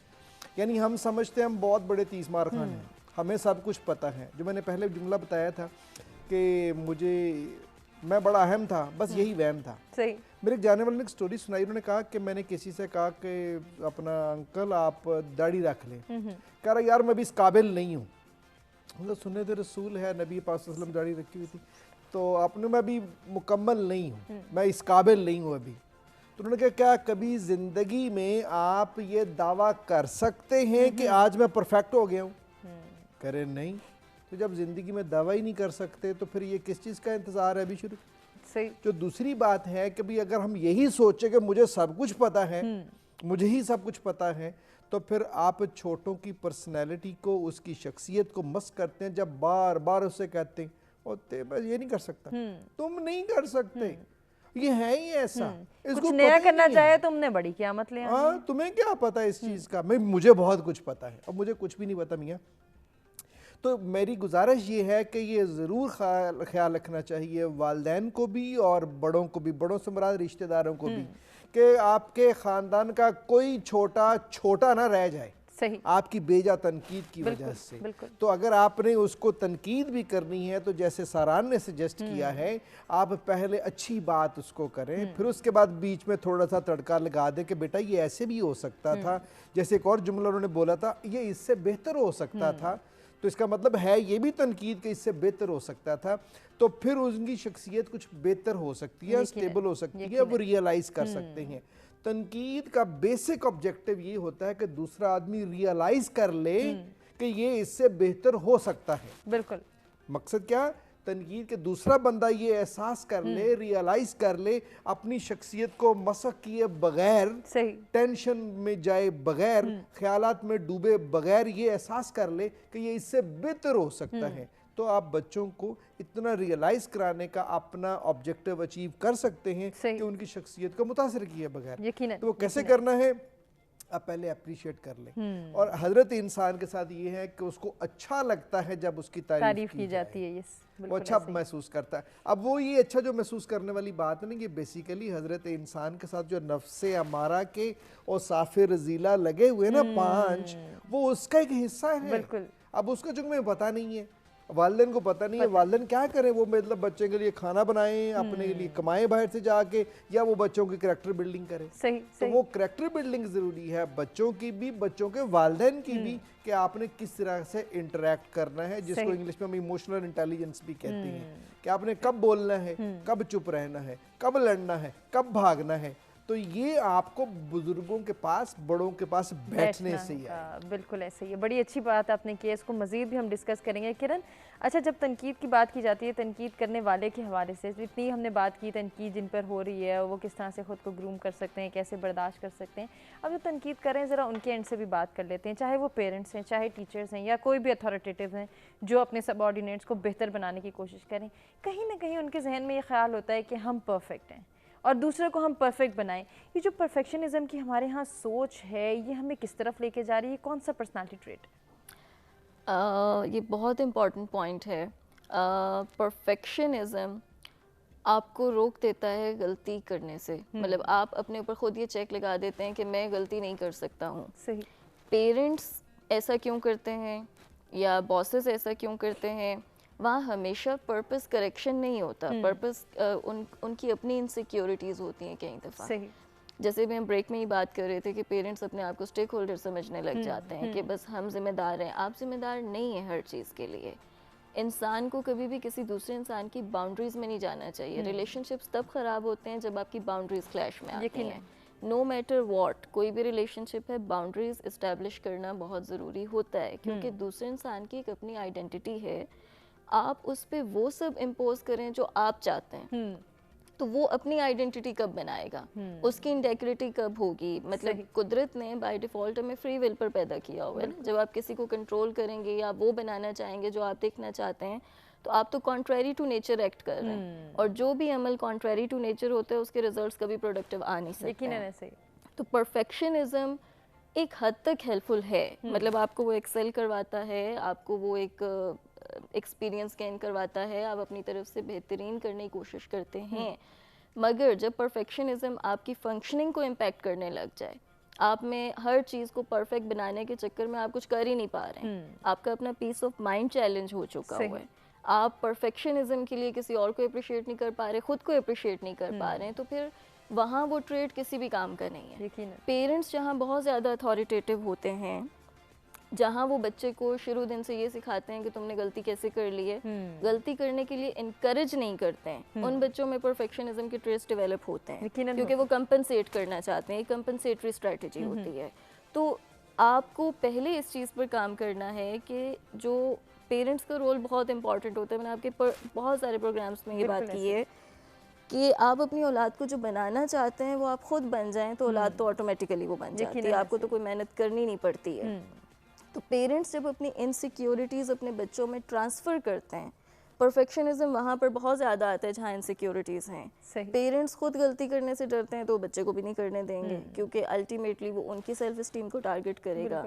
बॉसेस इनसिक्योर हैं, उनकी अपनी पर्सनालिटी में लूप होल्स हैं, उनके अंदर लीडरशिप की क्वालिटीज़ ही नहीं हैं, तो वो स्ट्रिक्ट रिजिड से पैटर्न पर चलाएंगे सबको, उसमें प्रोडक्टिविटी नहीं आती है, प्रोडक्टिविटी कॉम्प्रोमाइज़ हो जाती है। और जो बात मैंने प्रोग्राम के स्टार्ट में भी की थी, एम्फेसिस ये है कि आप किसी की सेल्फ रिस्पेक्ट को डैमेज ना करें, जो कि किया जाता है। क्रिटिसिज्म का मतलब ये लिया जाता है कि इंसल्ट करनी है, और आपके पास कहीं से भी कोई राइट नहीं है कि आप किसी दूसरे इंसान की इंसल्ट करेंगे, नो मैटर व्हाट, उसने कुछ भी कर दिया, आपके पास तो ये अथॉरिटी नहीं है कि आप उसकी इंसल्ट करें। आप अपना ओपिनियन दे सकते हैं, सही। और फिर ये किसका ठेका है कि उसने सुधारना है दूसरे को। मतलब ये वाली चीज़ जब आप अपने ऊपर ले लेते हैं, वो जैसे भी आपने छोटे बहन भाइयों के लिए भी एक एग्जांपल दी थी, वहाँ होता क्या है कि जितने भी बड़े लोग हैं वो अपनी फ्रस्ट्रेशंस, अपनी इनसिक्योरिटीज़ या लाइफ में वो जो कुछ नहीं कर सके वो उस बच्चे पे इम्पोज करने चले जाते हैं। तो आप दूसरे को उसकी इंडिपेंडेंस दें, डिसीजन मेकिंग में डालें। ये राइट किसी के पास नहीं है कि कोई दूसरे को जज करे। फिर आपकी इनसिक्योरिटीज़ उस बच्चे में डाल देंगे, फिर वो लाइफ लॉन्ग सेल्फ डाउट का शिकार रहेगा। वो इस चीज़ को देखेगा, पता नहीं मैं fear ठीक of कर रहा हूँ, नहीं कर रहा हूँ, अब क्या Exactly. सुनने को मिलेगा, अब पता नहीं कुछ होगा नहीं होगा, डेफिनेटली फियर ऑफ इवैल्यूएशन जिसको हम कहते हैं, या फियर ऑफ जजमेंट। सही। आप अपने बच्चे को बेहतरीन तरबियत ये दे सकते हैं कि आप अपनी जजमेंट खुद करें। ये जो अभी सर ने भी बात की थी सेल्फ क्रिटिसिज्म की, मैं उसको बेसिकली सेल्फ रिफ्लेक्शन कहती हूँ, सही। कि जहाँ आपके पास कम्प्लीटली राइट है कि आप अपने आप को खुद जज करें। अपना एनालिसिस खुद करें, आप Exactly. कहाँ पे स्टैंड कर रहे हैं, कोई क्या और बेहतर आपकी कर ज़िंदगी सकते थोड़ी हैं। में गुजार रहा है, किसी और के चैलेंजेस आप जैसे हैं नहीं। आप क्यों किसी को भी आप दूसरे से कंपेयर कर नहीं सकते, सही। क्योंकि सबकी अपनी स्ट्रगल्स हैं, सबके अपने अपने रिसोर्सेज हैं। आपके पास जब वो रिसोर्सेज नहीं है तो आप कैसे कंपेयर करेंगे? बिल्कुल नहीं कर सकते। बड़ी अच्छी बात आपने की, इसी को कंटिन्यू करेंगे। अगर किसी पर तनकीद करनी भी है, किसी को बेहतरीन मशवरा देना भी है, तो यकीनन हौसला अफजाई को हमने प्रमोट करना है। क्या हम इतनी अहलियत रखते हैं, या हमारे अंदर इतना पेशेंस है, इतनी बर्दाश्त है, इतना टॉलरेंस लेवल हमारा है कि हम दूसरों की अप्रिसिएशन कर सकें, दूसरों को मोटिवेट कर सकें, उन्हें इनकरेज कर सकें? बिल्कुल, इनकरेजमेंट तो सिर्फ एक बात कही जाती है कि आप जितना किसी की मदद करते हैं, अल्लाह पाक का निज़ाम ही ऐसा है कि अगर आप किसी को उसकी मुश्किल से निकालते हैं तो अल्लाह पाक आपको आपकी मुश्किलात से निकालते हैं। किसी को पॉजिटिव फीडबैक देना इस नीयत से कि वो आगे बेहतर कर सके तो हमारे लिए ज़रूरी है ही। लेकिन अगर हम इज्तिमाई तौर पे भी देखें तो जितनी गलतियां कम होंगी, हम वर्क एनवायरनमेंट में देख लें, अपने ज़ाती घर के अंदर देख लें, घर के अंदर अगर कोई गलती हुई है और हमने उसको एक अच्छे तरीके से करेक्टिव मेजर लेके ठीक करने की कोशिश की है, तो हमारी अपनी फ्रस्ट्रेशन इवेंचुअली कम हो रही है, क्योंकि वो गलती बार बार रिपीट नहीं हो रही। तो बात यह है कि जितना किसी को इनकरेज किया जाए, जितना किसी को पॉजिटिविटी की तरफ लेके जाया जाए, वो हमारी ही ज़िंदगी में मस्बत असर इनडायरेक्टली लेके आ रही होती है। बिल्कुल ऐसे ही। इससे हमारी या हम अगर किसी को पॉजिटिव रास्ते पे लेके जा रहे हैं या हम किसी को अप्रिशिएट कर रहे हैं, तो इसका ये मतलब हरगिज़ नहीं है, जो कि अक्सर लोग समझ लेते हैं कि शायद हम उससे नीचे आ रहे हैं। ये एक बहुत बड़ी बात होती है कि आप एक्नॉलेज करें किसी की तरक्की या किसी की अच्छी चीज़ और उसको आगे लेके जाएं, ये आपका ही बड़कपन होता है। सही। इसमें एक और चीज़ भी है, वो आप ही से जानेंगे कि आप किस जानिब इशारा कर रहे हैं, क्या बताना चाह रहे हैं। एक ब्रेक की जानिब नाज़रीन हमें बढ़ना, ब्रेक से वापस आते हैं, सारांश से गुफ्तगू के सिलसिले बढ़ाते हैं।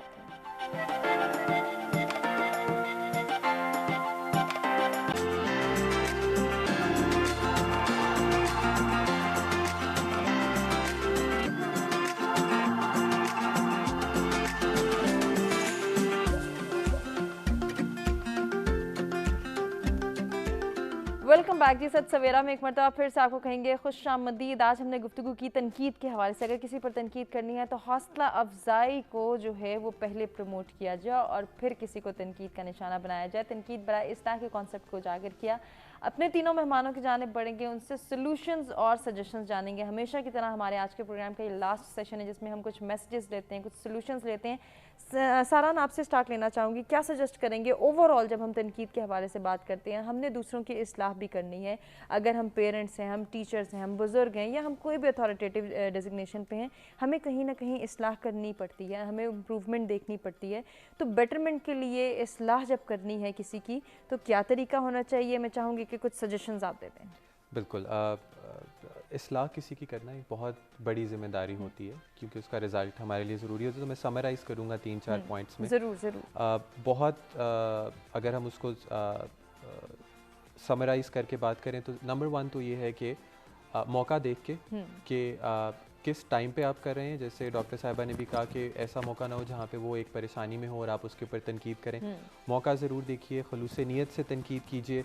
अपना लहजा, जैसे कि बात हुई कि बेहतर होना चाहिए। आपकी ओवरऑल जो मैसेज है वो अगले को या जिसके ऊपर तनकीद की जा रही है उसको बेहतरी की तरफ लेके जाए, और इस जिम्मेदारी के साथ अगर हम करें तो इंशाल्लाह गलतियां भी कम होंगी और हमने जो अपनी हमारे ऊपर जिम्मेदारी है उसको हम बेहतर तरीके से निभा यकीनन कर सकते हैं। और इतना पोटेंशियल कैसे डेवलप करें कि दूसरों की हौसला अफजाई कर सकें, दूसरों को इनकरेज कर सकें? ये बात हम ब्रेक पे जाने से पहले भी कर रहे थे, तो थोड़े से सजेशन इस हवाले से भी दे दीजिए। देखें, जब हम किसी के पोटेंशियल बढ़ाने की बात करते हैं तो हमने थोड़ा सा उसको वैसे भी टच किया था पॉइंट को, लेकिन बात ये आती है कि हमारी जितनी भी नॉलेज है, जितना हम कर सकते हैं उससे उसकी इज़्ज़त नफ्स मजरू ना हो, और उसको साइड पे ले जाके ये बात की जाए तो ज़्यादा बेहतर है, बजाय कि 4 लोगों के बीच में की जाए। हमारी जितना भी एक्सपीरियंस है, जितना हम समझते हैं जिसकी बिना पे हमने तनकीद की है, उसका हल लाजमी उसको बताएं। सही। हल ही एक सही तरीका है जाने का, क्योंकि तनकीद तो हर कोई कर लेता है, लेकिन हल क्या है अगर हम वो उसको बता दें तो उसके लिए भी ज़्यादा आसानी होगी उस फ्रेम ऑफ माइंड से निकल के आगे बेहतरी की तरफ यकीनन जाने के बड़ी लिए। अच्छी बात आपने की। खालिद साहब, आप क्या सजेस्ट करना चाहेंगे ओवरऑल, जब हम तनकीद के हवाले से देख रहे हैं, जिस पर तनकीद हो रही है वो इसको सिर्फ नेगेटिव कमेंट ही ना ले कि बस इसने मुझे रोक दिया, इसने टोक दिया, अब तो मैं इससे बात ही नहीं करूँगा, अब तो इसकी शामत आई है, मैं भी देखूंगा इसकी पर्सनैलिटी में क्या फ्लॉज हैं, जो हम करते आ रहे हैं। पॉजिटिविटी की तरफ कैसे ले जा सकते हैं? आमतौर पे अगर आप ने तनकीद करना वाजिब हो गया है तो ज़रूर करें, ठीक। लेकिन तनकीद करने से पहले तारीफ करना भी उतना ही वाजिब है। हर इंसान के अंदर अगर कुछ खामियां हैं तो बहुत सारी खूबियां भी होंगी, यकीनन है। तो हजरत इंसान एक पैकेज की सूरत के अंदर है। तो ये आपकी एक कम ज़रफ़ी है कि आप सिर्फ तनकीद की बात कर रहे हैं, आप तारीफ की बात नहीं कर रहे हैं, तो आपको अपनी जिम्मेदारी पूरी करनी है। आमतौर पे हम लोग तारीफ नहीं करते, ये नेचुरल है। हम तारीफ इसलिए नहीं करते कि हम दूसरों की तारीफ करेंगे तो हम अज्यूम करेंगे या समझेंगे या महसूस करेंगे कि मैं कुछ नहीं हूँ, मैं उसकी तारीफ कर रहा हूँ, यार तुम बहुत इंटेलिजेंट मुझे ऐसे देखेगा शायद कोई फेवर चाहता है। हाँ, तुम बड़े इंटेलिजेंट हो, इसका मतलब मैं इंटेलिजेंट नहीं हूँ। तुम बड़े खूबसूरत हो, मैं बड़ा खूबसूरत नहीं हूँ। आप ज़माना शनास है, मैं नहीं हूँ। तो इसीलिए हम तारीफ नहीं करते, लेकिन ये तारीफ उस बंदे का हक है अगर आपने उसकी खूबी को अप्रिशिएट किया। अच्छा, आप बस सजेशन पूछ रही, आप एक दफ़ा ये एक्सपेरिमेंट करके देखें। ठीक। आज घर में जाए, जो काम करने वाली है उसकी ज़रा तारीफ करके देखें। आपका जो ड्राइवर है उसकी ज़रा तारीफ करके देखें। सही। आपकी काम करने वाली, आपके जितने भी आपके हल्का यहाँ पे लोग हैं, किसी की तारीफ करें, फिर देखें कि उसकी आपके साथ अटैचमेंट कैसे बढ़ती है। आपसे वो वही तारीफ दोबारा भी सुनना चाहेगा। सही। और अगर आप उसको तनकीद कर रहे हैं तो उसको वो एक्सेप्ट भी करेगा कि हाँ, ये मेरी तारीफ भी कर रहा है, तारीफ भी कर रहा है, और ये मेरा एरिया ऑफ इम्प्रूवमेंट है जिसके ऊपर मुझे ये गाइड कर रहा है। तो इसलिए तारीफ करें, ये अपनी आदत बनाएं। सही। क्योंकि तारीफ उसका हक है। अब ये हो नहीं सकता कि आप दूसरों की करें ना आप की करें, ऐसा तो नहीं हो सकता ना। तो ये अगर आप इंसाफ करोगे तो इंसाफ बर्दाश्त करना पड़ेगा, इंसाफ फेस करना पड़ेगा। अगर आप सखावत करोगे तो सखावत मिलेगी, माफी दोगे तो माफी मिलेगी। तो इसलिए आप अपने आप को चेंज करें कि आप तारीफ करेंगे तो आपकी भी तारीफ होगी। और अगर आप सही तरीके से कर रहे हैं, जो प्रॉपरली, जिसमें आप दूसरे की सेल्फ रिस्पेक्ट हर्ट ना हो, मकसद ये कि उसका, क्योंकि अगर वो आपसे डिफरेंट है तो आप भी तो डिफरेंट हो ना। अगर वो फीमेल है तो आप मेल हो, तो अगर आपके कुछ और बैक ऑफ माइंड है, उसका कुछ और है, तो दैट इज अ डाइवर्सिटी। अल्लाह ताला ने हजरत इंसान को बनाया ही डाइवर्सिटी। तीन चीजें इंपॉर्टेंट है। एक मतलब इक्वालिटी, आपको चाय पसंद है तो उसको कॉफी पसंद है, तो प्रॉब्लम ही नहीं है, सही। तो इक्वालिटी है। अगर वो ग्रीन कलर पसंद कर रहा है, ब्लू कर रहे हो, प्रॉब्लम ही नहीं है, इक्वालिटी। दूसरा टॉलरेंस, अगर आपकी प्रेफरेंस को वो टॉलरेट कर रहा है, आपकी कॉफी को टॉलरेट कर रहे हो तो आप उसकी चाय टॉलरेट करो। बिल्कुल करो। अगर उसको दिन का काम करना ज्यादा पसंद है, आपको शाम का है, तो आप उसको टॉलरेट करो। दूसरा टॉलरेंस का। और तीसरा जो है वो मतलब आप ये कहते हैं कि उसके अंदर ट्रांसपेरेंसी होनी चाहिए, ओपननेस होनी चाहिए, एक्सेप्टेंस होनी चाहिए कि हाँ जी ठीक है, आप बिल्कुल ठीक है, ये आपका व्यू। मैं एक दफ़ा एक टीम के साथ टर्की गया, तो वहाँ पे मैंने एक WHO के प्रेसिडेंट थे, उनसे मैंने सवाल किया कि एक पेशेंट को डॉक्टर साहब इंसुलिन भी लगा रहे थे और शहद भी उसको एक चम्मच दे रहे थे। अच्छा। तो मैंने उनसे पूछा, मैंने कहा सर मैं बताएं कि ये क्या है। हालांकि वो पूरी दुनिया के डायबिटिक पेशेंट्स और डॉक्टर्स और नर्सेज के लिए गाइडलाइंस लिखवाते हैं। तो उन्होंने कहा कि mister Khalid, I don't have this experience. हालांकि वो कह सकता था कि वो झूठ बोल रहा है, वो गलत काम कर रहा है। उसने कहा बेटा ये मेरा एक्सपीरियंस नहीं है, मेरा तजर्बा नहीं है। मैंने अपने आप को बड़ा नहीं समझा, उन्होंने कहा मेरा तो एक्सपीरियंस नहीं है। यहाँ पे हम हर उस काम में टांग अड़ाते हैं जिसका एक्सपीरियंस नहीं होता, और हम कहते भी नहीं ऐसे नहीं, ऐसे ही होना है। तो इसलिए इसका हल ये है कि आप पहले अप्रिशिएट करें, बिल्कुल करें, फिर उसके बाद आप एक पोर्शन जो है वो जो आप चाहते हैं कि इसका इम्प्रूव होना चाहिए। आमतौर पे ना आप मेरी बात में सुमा सुनेंगे जब मैं आपके बेनिफिट की बात करूंगा, जब मैं आपकी नीड की बात करूंगा, जब इंटरेस्ट की बात करूंगा, जब कंसर्न की बात करूंगा, जब एक्सपेक्टेशंस की बात करूंगा। तो जब हम उसे डिफरेंट करेंगे ना तो नहीं सुनेंगे। जब ऐसी बात होगी तो वो उसको रियलाइज करवा दें कि उसकी ये नीड की बात है, सही, वो एक्सेप्ट करेगा। बिल्कुल करेगा, डेफिनेटली करेगा। बहुत अच्छा पॉइंट। क्या सजेस्ट करना चाहेंगे किरण, और अपना मैसेज भी साथ ही दे दीजिए। मैं एक इम्पॉर्टेंट पॉइंट हाईलाइट करना चाह रही हूँ कि ये जो नेगेटिव वर्ड्स होते हैं इनका बहुत इम्पैक्ट होता है the way your brain functions and the way your personality grooms, personality development पे इसका बहुत इम्पैक्ट होता है। इंसान तो इंसान है, बहुत सारे एक्सपेरिमेंट्स हुए हैं प्लांट्स पर कि अगर आप प्लांट्स को भी बुरा भला कहें ना वो थोड़े टाइम में मुरझा जाते हैं। सो उनकी तो सेंस नहीं है बोलने की ऑब्वियसली। इंसान बोल सकता है मगर सप्रेस कर देता है। तो जहाँ प्लांट्स पर ये इम्पैक्ट आ सकता है वहाँ इंसानों पर उनकी पर्सनालिटी कितनी बुरी तरह से क्रश हो सकती है आप खुद उसको असेस कर सकते हैं। एक कॉन्सेप्ट होता है इन्फीरियॉरिटी कॉम्प्लेक्स का, वो आप किसी में भी डेवलप करवा सकते हैं उसकी इंसल्ट करके। तो क्रिटिसिज्म का जो इन एसेंस मीनिंग है उसको कंसिडर करें, इंसल्ट मत करें और आप अपने से बेहतर इंसान इस दुनिया में बनाएं रादर देन कि ये कहीं पर भी इम्पोर्टेंट नहीं है कि आपको जीतने के लिए दूसरे को हराना ज़रूरी है। विन टू विन सिचुएशंस भी होती हैं, आप खुद भी आगे जा सकते हैं, दूसरों को भी आगे लेकर जा सकते हैं। आप अपनी लाइफ में अगर खुश हैं, सेटिस्फाइड हैं, अपने प्रेजेंट में आप खुश हैं, आपको इससे फ़र्क नहीं पड़ता कोई दूसरा ऊपर जा रहा है या नीचे जा रहा है। मोस्टली लोग दूसरों को क्रिटिसाइज़ करते हैं इसलिए कि उन्हें नीचा दिखा सकें, उनकी सक्सेस को रोक सकें। जब लोग आपको जीत के मतलब दौड़ के नहीं हरा सकते ना तो वो आपको तोड़ के हराना चाहते होते हैं, जबकि ये गलत है। ये एक बहुत इंपॉर्टेंट कॉन्सेप्ट है। तो हमें अपने राइट्स का अगर ख्याल है तो दूसरों के राइट्स का भी बिल्कुल ख्याल रखना बहुत ज़रूरी है। सलान आपसे request, any one line message, winding up message. छोटा सा एक वाक़या बता देता हूँ, उसी में सब समराइज़ हो जाएगा कि मेरे दोस्त के साथ ही हुआ कि उसके बच्चे के वहाँ से नोट आया स्कूल से कि जी हमने इसको वाइल्ड लाइफ या कुछ अपने इर्द गिर्द की चीज़ें बनाने को कहा था और इसने टाइम्स आया करके एंड पे पेपर पे डॉट्स बना दिए। तो उसकी वालदा ने उससे पूछा कि जो भाभी हैं हमारी कि यार ये बेटा आपने सारा टाइम्स आया कर दिया, ये वो आपने किया क्यों, ये आपने कुछ क्यों नहीं बनाया? बच्चे ने कहा मामा मैंने एंट्स बनाए हैं, क्योंकि उसका पर्सपेक्टिव और उसका यही था कि वो एंट्स छोटे छोटे नुक्ते थे। सही। तो किसी पे तनकीद करने से पहले उसका व्यू पॉइंट, उसकी सिचुएशन को भी समझिए बिल्कुल, और फिर उसके बाद अपना क्रिटिसिज्म ये दीजिए ताकि उसके लिए पॉजिटिविटी की तरफ बिल्कुल जाने पे आप एक राह जो है वो हम हार कर सकें। बहुत शुक्रिया अदा करेंगे आप सबका, बहुत कुछ सीखने का मौका मिला। उम्मीद करते हैं कि आपको भी हमारा आज का प्रोग्राम पसंद आया होगा। अपने फीडबैक से आगाह कीजिएगा, अपना बहुत ख्याल रखिएगा। इंशाल्लाह कल कुछ नए टॉपिक्स के साथ दोबारा आपकी खिदमत में हाजिर होंगे। तब तक के लिए अल्लाह निगहबान।